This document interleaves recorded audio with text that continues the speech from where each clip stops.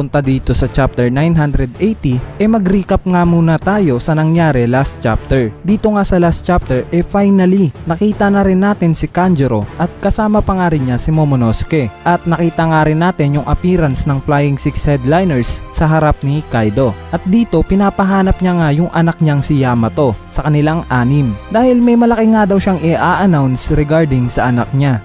So game, mapunta na tayo dito sa chapter 980. Ang title nga nitong chapter 980 Fighting Music. Sa title pa lang ng chapter na to guys, masasabi na kagad nating related to kay Scratchman Apu. Bali sa first page nga nitong chapter na to, as expected, nagalit nga si Luffy dahil sa tinapon nga ng mga tauhan ni Kaido yung pagkain na hindi nila gusto. At dito nga gumamit si Luffy ng elephant gun at nag-cause nga yun ng attention sa lahat ng tao na nandon. In fact, ang mga nakapansin nga sa ataking ginawa ni Luffy sila Queen, Scratchman Apu at si Eustace Kid. At dito sinabi nga ni Eustace Kid na parang naging useless nga daw yung disguise nila dahil sa katangahang ginawa ni Luffy. At sa likod nga nila Kid nakita nga nating nahiwa yung isang buong building sa gitna. At ang may gawa nga nun si Zoro. Nakita nga natin dito yung appearance ni Zoro na parang sobrang lakas ng datingan niya. Yung tipong akala mo may ginawang tama pero katangahan rin naman yung ginawa niya. Napansin nga rin niya ni Eustace Kid. Sa next panel naman mapapansin nga natin dito si Scratchman Apu na nagtataka kung bakit nandun sila Luffy sa kanila. Dahil dapat nga daw nasa Udon Prison pa rin siya at nakakulong. Sa kabilang banda naman nagulat nga rin itong si Queen sa appearance nila Luffy. At masama nga daw yon, kaya kailangan nga daw nilang mapabagsak tong mga daga na to. Sa susunod na panel nga, iminotivate nga ni Queen yung mga tauhan niya para matalo tong sila Luffy. Sinabi niya nga sa mga tauhan niya na patutumbahin niya nga daw ang isa sa Flying Six Headliners at mababakante nga daw panigurado yung isa sa pwesto nila. Bali ang makakatalo nga daw kila Luffy ipapalit niya bilang isa sa Flying Six Headliners. At dito nagkagulo nga yung mga tao dahil alam nyo na mga uhaw nga itong mga to sa kapangyarihan at sa pwesto. Kaya sobrang na-motivate sila na patumbahin tong sila Luffy. Wait, sino kaya yung tinutukoy ni Queen na isa sa mga Flying Six Headliners na gusto niyang patumbahin? Hindi kaya alam niya na espiya ng Marines itong si X-Drake? Anyway, at dito nagsimula na nga yung laban sa pagitan nila Luffy at ng mga nakakain ng Smile Devil Fruits na tauhan nila Kaido. Bali sa next panel nga nakita na nating umatake itong si Scratchman Apu. Gaya ng pinakita niya sa ating pag-atake noon kay Admiral Kizaru. Dito nga tinamaan niya si Luffy sa muka at ganun rin si Zoro. Tinamaan niya nga rin to sa tiyan. Nagpatuloy pa nga rin yung atake ni Apu kay Luffy hanggang sa nasunog nga yung katawan neto. Buti na nga lang at nasalo ni Zoro itong si Luffy. Gaya ng laging nangyayari na sinasagip ni Zoro si Luffy. Pero alam naman natin na makulit talaga tong si Luffy. Kaya naman kumakagat pa rin to sa kalaban kahit may tama na siya. At dito binaba na nga siya ni Zoro at bumalik na nga sa dati yung mga kasuotan nila. Sa scene nga na to parang maaalala natin dito yung tambalang Goldie Roger at Silver's Rayleigh. Same kasi ng ambience or vibes para sa akin. Anyway, napakahirap nga para kay Luffy at Zoro na ilagan tong mga atake ni Apu. Kasi isipin nyo, tunog or sound nagbe-base yung pag-atake ni Scratchman Apu na wala kang magiging idea kung saan tatama o manggagaling yung atake niya. Maybe pag sobrang taas na siguro ng level ng observation haki mo at talagang focus ka lang, may ilagan mo to. Pero kung hindi ka focus at mababa lang yung level ng observation haki mo, panigurado mahihirapan kang umilag sa atake ni Scratchman Apu.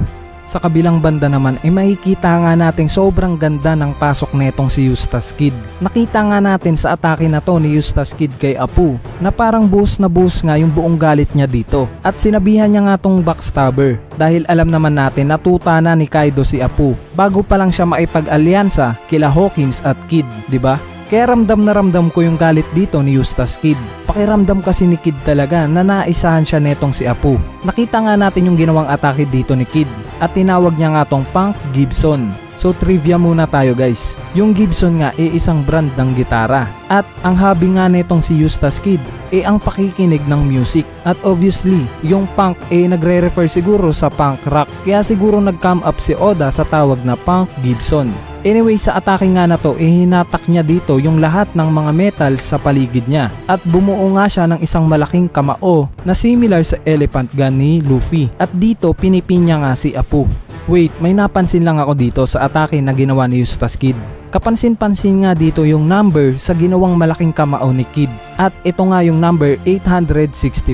Ngayon kung ire-reference natin yung nangyari sa chapter 865, doon nga inatake ni Capone Page si Katakuri na dati niyang kaalyansa. Bali parang nagre-refer nga yung pag-atake ni Eustace Kid kay Apu na dati rin niyang kaalyansa sa nangyari sa chapter 865. Bali ang talino ni Oda no guys, gumawa siya ng hidden message.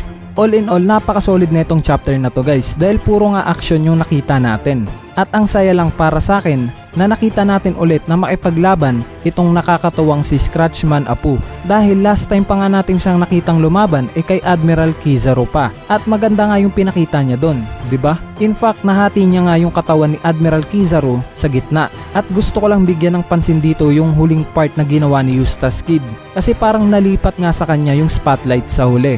Kumbaga yung spotlight ng chapter na to na kay Luffy at Zoro all the way. Tapos napunta sa kanya sa huli. Kaya sobrang ganda ng ginawa ni Oda sa part na yan para sa akin. Dahil alam naman natin na sobrang konti pa nga lang talaga ng character development na itong si Eustace Kid. At syempre para mas tumibay pa yung sinasabi ng lahat na halos magka-level nga daw tong si Eustace Kid at si Luffy, ine-expect ko na mas marami pang ganyan yung gawin ni Oda as the Onigashima Wars proceed.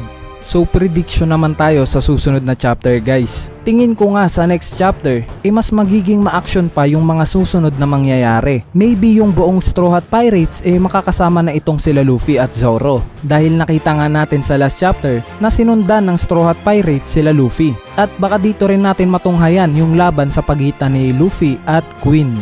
Dahil alam naman natin na sa tuwing may mabigat na laban itong si Luffy, una muna siyang nagkakaroon ng mini boss bago niya kalabanin talaga yung pinaka boss. 'Di ba? Kasi kung maaalala nyo nga si Bueno na kinalaban ni Luffy during Enies Lobby arc at tinalo niya pa, parang siya nga yung naging mini boss na hinarap ni Luffy bago niya muna harapin itong si Rob Lucci. Kaya tingin ko ganito rin yung mangyayari. Kakalabanin at tatalunin niya muna itong si Queen bago niya makaharap itong si Kaido. At maalala ko lang ulit guys, baka nakakalimutan nyo, si Orochi nga kasama rin neto ni Queen. 'Di ba? Nakita nga natin silang magkasama last chapter. Meaning nandun din sa lugar na yon si Orochi. Maybe ang magiging possible scenario ng magiging laban si Luffy ang haharap kay Queen, si Eustace Kid naman ang haharap kay Scratchman Apu, at si Zoro ang lalaban dito kay Orochi. Bali ang gandang match up niyan para sa akin sa panimula ng giyera sa Onigashima. Kumbaga ito yung magiging appetizer nating mga fans bago tayo mapunta sa main course na Luffy vs Kaido Part 2.